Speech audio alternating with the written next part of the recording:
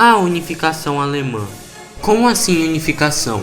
Antes de 1871, a Alemanha estava dividida entre vários ducados, reinos e principados. Simplificando, países. Não podemos confundir com a reunificação alemã de 1990, na qual a República Federal Alemã e a República Democrática Alemã se reunificaram após serem separadas com o final da Segunda Guerra Mundial. Para entender o porquê da unificação alemã, precisamos entender o que estava acontecendo na Europa e na Alemanha no século XIX. Vários desses estados germânicos estavam sob influência da Áustria e estavam na Confederação Germânica, uma espécie de união política entre os estados alemães. Uma coisa importante a se ressaltar é que a cultura dos países germânicos era muito parecida, eles falavam predominantemente o idioma alemão. As ideias de unificação ganharam mais força após as revoluções de 1848. Haviam dois países predominantes na Confederação Germânica, a Prússia e a Áustria. A Áustria era o estado dominante, porém a Prússia estava se industrializando e se militarizando muito rápido,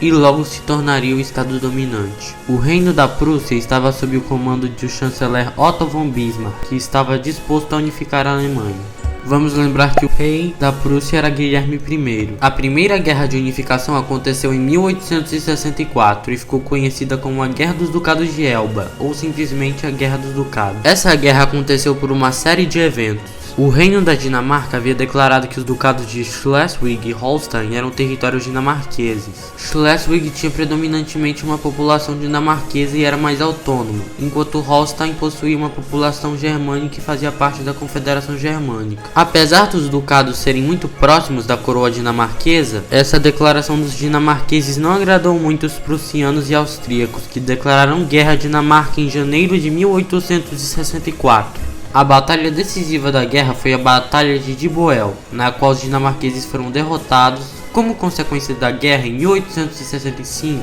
no Tratado de Viena, a política de Schleswig ficou com o reino da Prússia e a de Holstein com o Império Austríaco. A posse da Áustria sobre Holstein causou disputas entre os austríacos e prussianos. Mais ou menos nesse período, a Prússia faz uma aliança com o reino da Itália contra a Áustria. Ambos pretendiam se expandir e se unificar com territórios com culturas parecidas. Em 1866, a Prússia invade o Ducado de Holstein, que, como foi dito anteriormente, estava sob política austríaca, e para piorar a situação, Bismarck também pediu para que os estados alemães excluíssem o Império Austríaco da Confederação Germânica. Para Otto von Bismarck, a exclusão dos austríacos era importante para exercer influência e unificar a região. Bismarck obteve um não como resposta. A Áustria pediu para que os estados alemães organizassem seus exércitos. Com isso, o poderoso exército prussiano invade Hanover, Hesse e a Saxônia. E a Guerra Austro-Prussiana, também conhecida como Guerra das Sete Semanas, se inicia em junho de 1866. A Áustria conseguiu se aliar com a maior parte dos países alemães, como Baviera e Saxônia, enquanto a Prússia conseguiu se aliar com Hamburgo e Bremen. Lembra da aliança com a Itália? Bem, os italianos lutaram a guerra ao lado da Prússia. E em agosto a guerra chega ao seu fim com a vitória dos prussianos. Com o Tratado de Praga, a Itália conseguiu ampliar seus territórios, anexando o território da Venácia, que corresponde ao atual Vêneto, pertencia à Áustria. Outra consequência para a Áustria foi a perda de influência sobre os estados germânicos. Esses tiveram que pagar reparações de guerra para a Prússia. Mas estamos aqui para falar de Alemanha, não? As consequências para a Prússia foram a anexação de territórios, inclusive Schleswig e Holstein, a dissolução da Confederação Germânica e a criação da Confederação Norte-Germânica, ou Confederação da Alemanha do Norte, dessa vez com a Prússia no comando. Agora, para falar da próxima guerra de unificação, precisamos falar sobre a França, o país que esteve envolvido. Após Napoleão, em 1815, a França havia se tornado um reino. No entanto, esse reino não saiu muito bem na administração. E em 1848 acontece uma revolução no país, na qual o país se torna uma república. Em 1851, Carlos Luiz Napoleão Bonaparte, parente de Napoleão que havia se tornado presidente, dá um golpe de estado na França e implanta uma ditadura.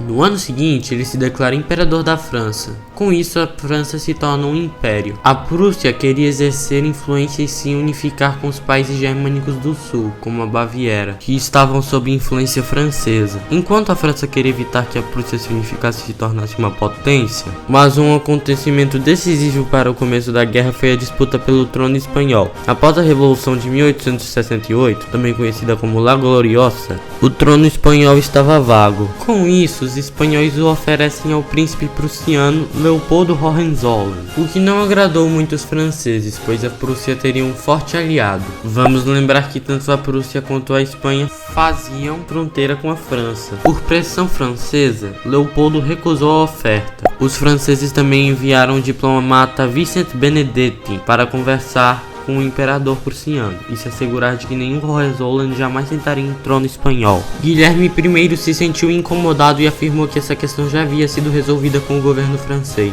Pouco tempo depois, o imperador prussiano enviou um telegrama para Otto von Bismarck, avisando que poderia avisar a imprensa sobre o ocorrido. No entanto, Bismarck editou o texto, com a intenção de indiretamente comprar briga com a França e assim ter os estados alemães do seu lado, alterando seu conteúdo e cortando alguns trechos. Quando a notícia distorcida chegou à população alemã, foi interpretado por alguns que a França havia de certa forma provocado os alemães, enquanto na França parecia que Guilherme I havia desrespeitado Benedetti. Com isso, sob muita pressão, a França declara guerra ao Reino da Prússia em julho de 1870. Os estados alemães do sul resolveram lutar a guerra ao lado da Prússia e da Confederação Norte-Germânica. Ocorreram várias batalhas importantes, como a Batalha de Worth.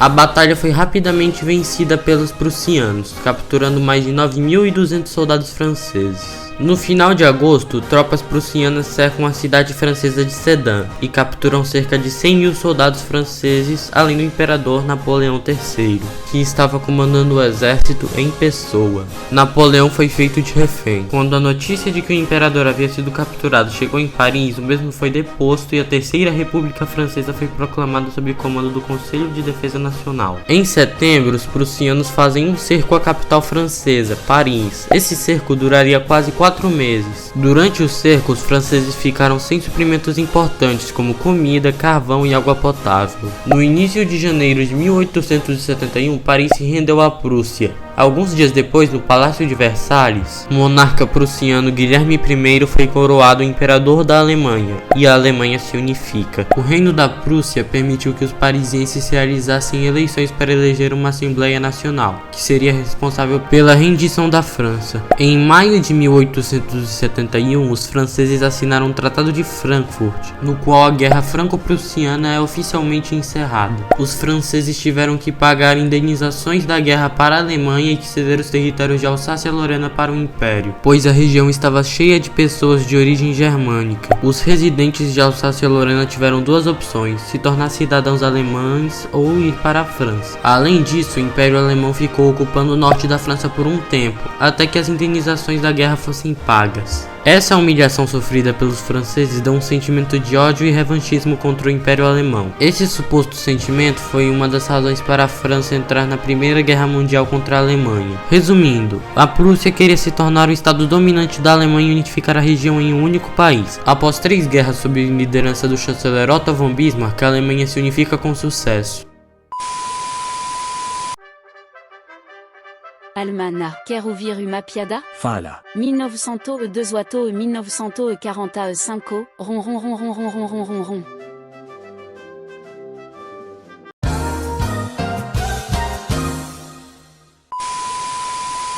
Espero que tenham gostado do vídeo. Lembrem-se de dar o like e de se inscrever. Até o próximo vídeo.